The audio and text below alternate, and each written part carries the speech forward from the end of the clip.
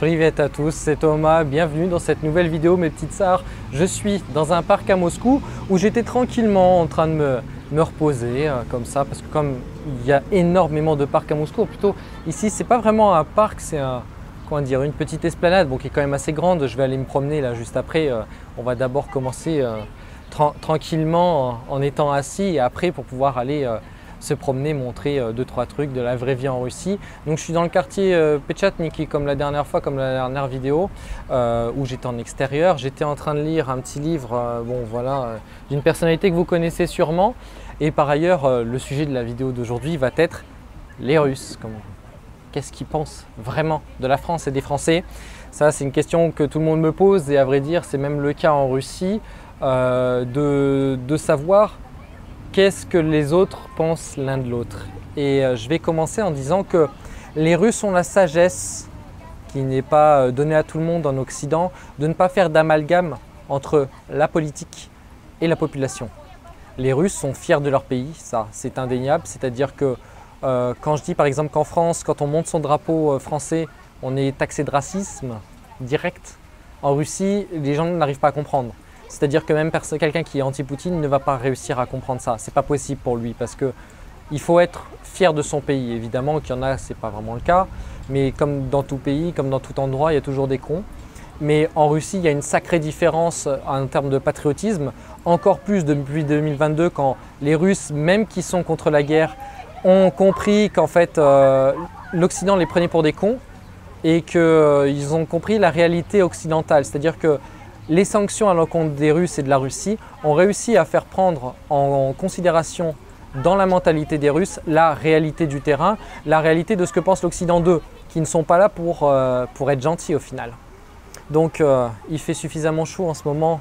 J'ai pris un ice latte, c'est tout simplement un latte, un café au lait grosso modo, avec des glaçons. Donc en soi, il n'y a rien de compliqué, ils ont déjà fondu extrêmement vite parce qu'il fait chaud. Même s'il ne fait pas très soleil, disons, il y a un peu de vent, c'est ça qui est bien dans le coin.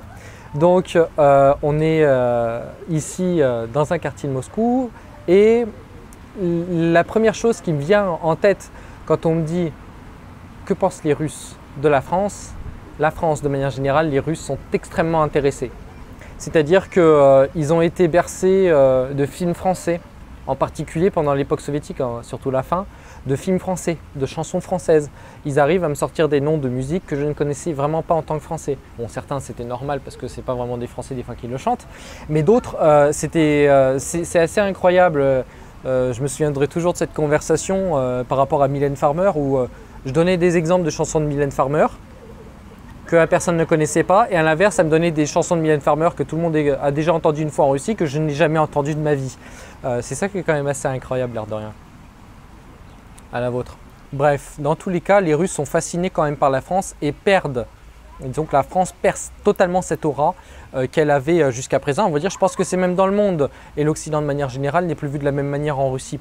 C'est-à-dire que la plupart qui sont allés en France ou allés en Occident, ils ont vu la réalité. Et la plupart n'ont tout simplement pas envie de revenir à l'ouest ou à 100%, du moins d'y vivre. C'est une énorme partie de la population qui est comme ça. Certains qui sont partis, en particulier au moment de la mobilisation, veulent revenir quand même. J'ai eu des échos, du moins aussi des personnes que je connais qui sont parties à ce moment-là et qui veulent revenir. Certains sont revenus, à peu près la moitié, dans ce que nous avons comme chiffre, à peu près la moitié. Mais il y en a d'autres qui veulent revenir et en particulier quand ils vont en Occident et qu'ils reviennent en particulier à Moscou, ils veulent revenir à Moscou. Ils ont été dégoûtés de l'Occident pour ceux qui sont partis, dégoûtés en particulier, quand je prends le cas de la France, sur 2 points. D'une, l'insécurité, qui est quand même assez flagrante, ce n'est pas un sentiment d'insécurité comme beaucoup de débiles de plateau peuvent le dire. Et de 2, de la différence culturelle en termes de mentalité, c'est-à-dire qu'un Russe va difficilement se faire des amis en restant sans avoir compris comment réfléchissent par exemple les Français. C'est-à-dire qu'un Français, ça sera plus difficile d'être ami avec qu'un Russe. Ou un Russe, une fois que tu as brisé la glace, c'est fini.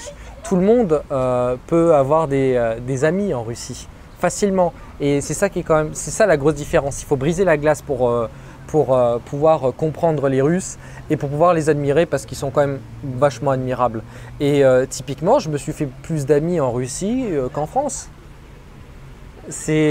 Alors que ça fait beaucoup moins de temps que je suis en Russie qu'en France, que j'ai vécu en France. J'y suis depuis ma naissance. Moi, je suis français, français quoi. Disons que je n'ai aucun lien de parenté avec la Russie. Et quand je suis arrivé ici, les gens ne me prennent pas pour un gros débile de français. Oh, mais t'es forcément un macroniste, donc forcément tu détestes la Russie. Quand ils sont ici, ils comprennent déjà d'une que tu es intéressé par rapport à la Russie et ils te remercient. Et c'est ça qui est quand même assez incroyable, c'est ce côté remerciement. Dans la rue, tout ça, bon, j'ai un accent forcément, parce que quand on n'est pas natif, c'est une langue qui est très compliquée, surtout quand on est francophone, où l'accent français, disons, est difficilement transposable en russe, où l'accent sera beaucoup plus facile à entendre, même si à force d'exercice, on perd l'accent forcément de la France à force de répéter, l'accent français. J'en perds mon français, c'est vraiment un point. Et très souvent au début, on ne comprend pas que je suis russe, on pense que je suis juste un russe un peu lent mentalement pour pouvoir parler. Mais après, dès qu'on me dit ça, oh, oui, j'aime la France, j'ai lu tel livre que des fois je n'ai jamais lu, j'adore cet auteur, j'adore cette chanteuse, voilà. La culture française rayonne en Russie, mais perd quand même de son aura. Et ça, c'est totalement flagrant. Et les Russes, vraiment, sont contents des gens qui viennent ici et sont prêts à aider. Et ils ne sont pas là pour essayer de chercher quelque chose comme on l'entend des fois. Donc, de chercher de l'argent, quoi que ce soit. Au contraire, ils font tout ça, même très souvent gratuitement, bénévolement, pour pouvoir t'aider. J'ai eu des cas, même dans des administrations, par exemple, quand j'ai fait mon permis de séjour, ou quand j'étais allé sur place, j'avais un niveau de russe correct, c'est-à-dire que je pouvais comprendre et communiquer. Bon, pas de façon extraordinaire, mais quand j'étais arrivé, je me rappelle qu'en fait, il fallait que j'ai oublié de payer pour les frais de dossier, en gros, pour le permis de séjour. Et du coup, j'avais laissé tous mes documents à l'endroit au guichet et je suis allé payer à la borne qui était juste à côté. Mais il y a un mec qui était là. Dès qu'il a su que j'étais français, par exemple, on a vraiment parlé deux phrases. C'est-à-dire que vive la France, il sort bonjour, croissant, tu vois, bref, comme d'habitude, les seuls mots qu'ils connaissent, ce qui est déjà génial. Et directement, il m'a pris sous la main, il m'a aidé, il m'a fait tout ça très rapidement et j'ai pas perdu de temps au final. Et ça, c'était dans un côté dans les administrations. Les administrations, les gens, ils n'ont pas que ça à faire, quoi. Et c'est encore mieux dans la vie de tous les jours. Encore mieux, disons. C'est ça qui est magnifique chez les Russes, c'est-à-dire que ce qui donne envie de rester en Russie, c'est vraiment les Russes. C'est pas facile de vivre en Russie.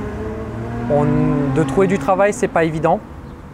Et il y a une adaptation qui est totalement importante de 6 mois, je dirais 1 an, pour comprendre la mentalité des Russes et devenir russe d'un point de vue mentalement. C'est assez important parce que par la suite, les relations humaines sont totalement différentes et il ne faut pas penser que les Russes sont totalement froids et méchants. C'est leur façon d'être.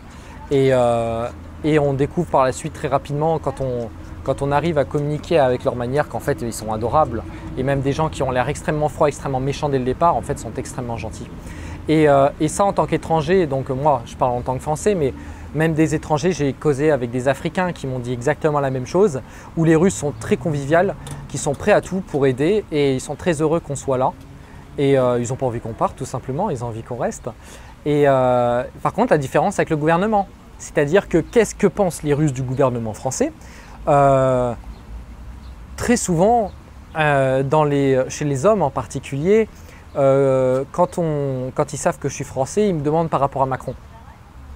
Des fois, c'est suivi disons, d'un mot qui n'est pas très gentil en la faveur de notre grand président Manu Ier. Mais ils font vraiment le distinguo politique, population. Nous ne sommes pas les politiciens qui décident. Et vraiment, ça, c'est à comprendre. C'est-à-dire qu'ils savent, de toute façon, quand on est ici, ils savent très bien qu'on ne vote pas pour Macron. Et ça a été vu lors des élections européennes dans les résultats, même si on est très peu à voter, ça a été à 86% de tête de mouvements de droite, de mouvements plutôt anti-Union européenne. Et d'ailleurs, il y en avait même eu un article par rapport à ça, où on a été quasiment les seuls à voter comme ça. Je crois que le parti d'Assolino était le premier, et c'était le seul endroit au monde, du moins dans toutes les villes du monde, c'était le seul endroit où il était premier. Donc la population qui est ici, dans tous les cas, n'est pas fan du gouvernement Macron, sauf forcément tous ceux qui bossent à l'ambassade. Et les gens le savent, ils s'en doutent fortement, ils s'en doutent vraiment fortement que le moindre étranger qui est présent ici et qui y vit, la plupart du temps, il est pour un autre parti que Macron. Et il soutient un minimum la Russie, il soutient un minimum le gouvernement russe. Moi, c'est le cas, forcément je suis ici et puis les gens l'ont bien compris, j'ai envie de dire, même les gens qui ne sont pas de mon avis, puis grand bien leur face, qui restent dans leur hypocrisie certains.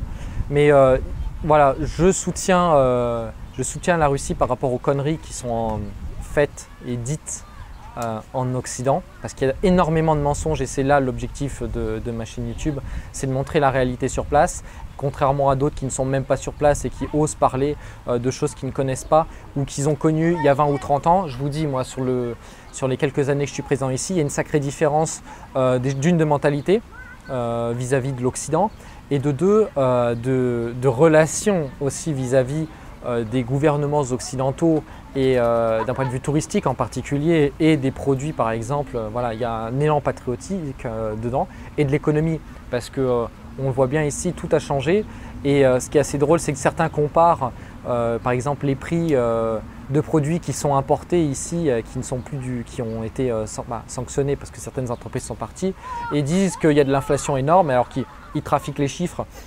Il y a de l'inflation, c'est quelque chose de naturel d'un point de vue économique, mais pas autant qu'on le dit. Et quand je reviens en France, ça je me rappelle, je donne un exemple tout bête, mais le sirop. Je me rappelle, j'aimais bien acheter du sirop de grenadine en France et le prix, il avait été, mais je crois que c'était passé de 2 à 3 euros la bouteille, mais c'est énorme la différence. Moi, j'avais l'habitude de payer 2 euros cette bouteille-là de cette marque-là. Et quand j'étais là, c'était 2,90 je crois, mais vraiment une différence énorme. Alors qu'en Russie, ça a augmenté la première année et la deuxième pour des produits très spécifiques. L'alimentaire, en règle générale, ça n'a pas bougé parce que c'est produit en Russie. La Russie est autonome. Et du coup, les Russes n'arrivent pas à comprendre comment on arrive à s'acharner à ce point-là dans les médias en Occident, mais savent que dans tous les cas, que les médias sont à la botte du gouvernement et de la doxa dominante, qui ne veut pas de bien aux Russes et les Russes le comprennent de plus en plus quand ils viennent, mais aussi quand ils le voient autrement. Quand on sait que les Russes, c'est plus difficile pour eux encore d'obtenir par exemple des visas Schengen pour pouvoir ne serait-ce que voyager, et ben ils vont ailleurs. Ils vont aller dans d'autres endroits, découvrir d'autres cultures et oublier l'Occident. Et c'est bien fait malheureusement pour les Occidentaux. Malheureusement pourquoi? Parce que les populations qui ne soutiennent pas les actions du gouvernement français ou de l'Union européenne ou de l'Occident de manière générale s'en trouvent totalement impactées. Et ça je le vois bien dans les prix qu'on m'envoie, comme de temps en temps j'envoie le prix par exemple de mes charges de mon appartement. Et quand j'en parle en russe, eh ben, ils prennent peur limite des fois. Parce que certes, les salaires sont plus faibles, les loyers aussi par ailleurs, mais ça, les Russes, ils n'arrivent pas à, ne comprennent pas certains quand on n'a pas une base économique, d'ailleurs comme en Europe, quand on dit oui, la Russie, le SMIC est à 250 euros je crois, bah, en réalité, ça suffit largement dans certaines régions reculées, mais la plupart ne sont pas payés à ce niveau-là. Et ce qu'il faut comprendre, c'est que vous pouvez manger dans un restaurant à Moscou pour 5-6 euros par personne et des fois beaucoup moins. Une sacrée différence. Que vous gagnez 2 fois moins mais que vous payez vos choses 4 fois moins, bah en fait vous êtes gagnant. Bon, du coup, ce qui était assez drôle, c'est que là il y a un petit groupe de 4-5 jeunes filles qui devaient avoir même pas 10 ans qui m'ont interpellé pour me demander dans quelle langue je parlais. Parce qu'ils essayaient depuis tout à l'heure, je les voyais certaines passer derrière la caméra parce qu'ils étaient un peu interloqués d'entendre une langue étrangère. Et bon, du coup, je leur ai dit que je parlais en français, que j'étais français. Ils étaient en mode oh cool, moi j'avais le choix entre apprendre le français et le chinois. Et elle a choisi le chinois. Justement, ça tombe pile poil là par rapport à tout ce que je vous dis. C'est que tout change, y compris pour les plus jeunes. Bon, et regardez-moi ça, les Russes. Voilà, des petits parcs à côté pour enfants. Ça, il y en a absolument partout. Absolument partout.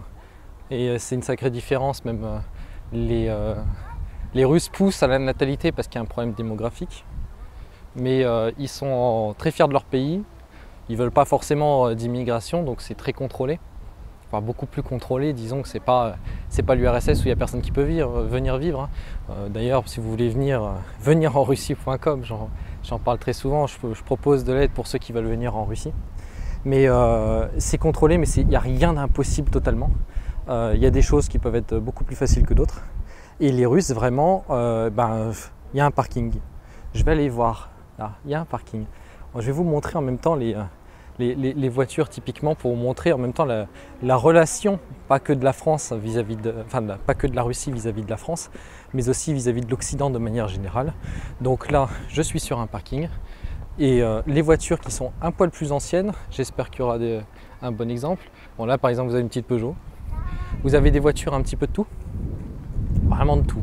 Donc la plupart sont des Renault, vous voyez, des Volkswagen, donc des voitures allemandes. Après on est à Moscou, ça c'est des voitures qui sont d'avant-guerre. Donc il y a un peu de tout, franchement. Là, et c'est là où je voulais en venir, j'aime pas filmer les gens contrairement à d'autres. Là, typiquement, c'est une voiture chinoise. Donc ça, c'est sûrement d'après-guerre. Donc on a des voitures plus anciennes, Volga d'ailleurs, Gaz pardon, qui vont remettre certaines, comment dire, ils vont refaire des nouveaux modèles. Bon, il y a un petit peu de tout. Vous voyez, il y a un petit peu de tout. Il y a des voitures allemandes plus chères, des voitures plus anciennes. Vous voyez, vous avez des Lada. Là, en plus, je ne suis pas dans le quartier le plus riche de Moscou, hein, ça je peux vous le dire. Et vous avez vraiment un peu de tout. Et alors, j'ai pas énormément. Je m'attendais à avoir plus de voitures chinoises. Bah voilà, celle-ci, la seconde là, c'est une voiture chinoise. Et les choix désormais sont beaucoup plus axés d'une, forcément parce que d'un point de vue économique, les Chinoises sont moins chères. Plus facile à réparer aussi du fait des sanctions et moins coûteuse au final parce que à cause des sanctions c'est plus difficile de pouvoir acheter des choses, des pièces détachées par exemple, et ça coûte forcément plus cher. Des fois il faut attendre un petit peu plus de temps pour pouvoir réparer et réceptionner tous les produits, donc ils sont beaucoup plus patriotiques. On voit plus de voitures russes déjà. Les Russes ont tendance à plus s'acheter les leurs. Encore une chinoise là, juste ici. Juste après, là où il y a la poussette, c'est une voiture russe, c'est une Lada, que je trouve d'ailleurs, ma foi, fortement sympa. Mais vous avez de tout. Vous avez totalement de tout.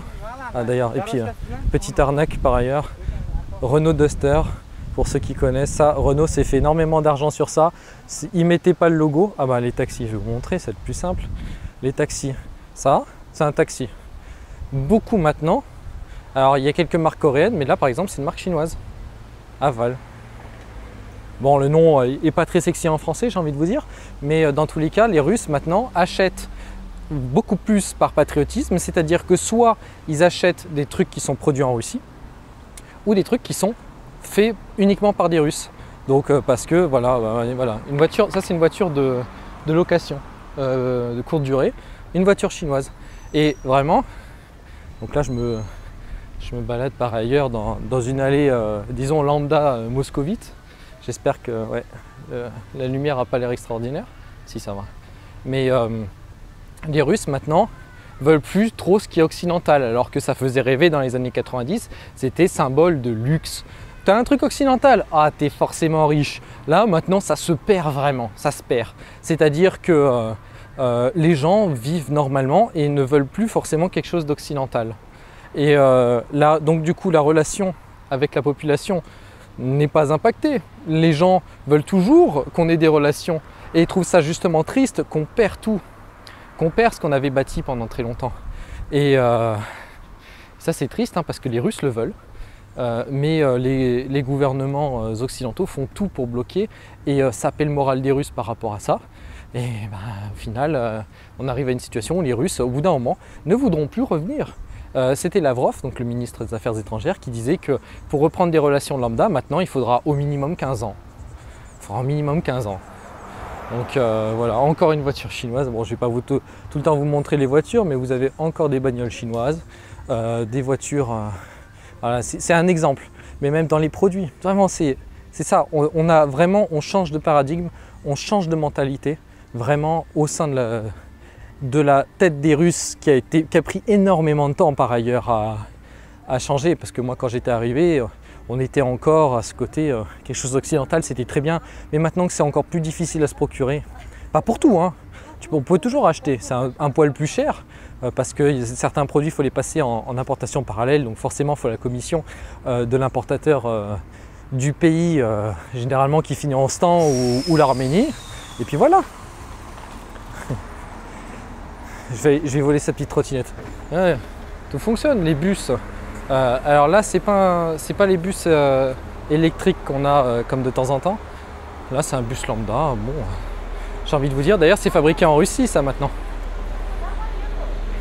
C'est très souvent fabriqué en Russie. Parce que les Russes, pour l'automobile, ils ont tendance à...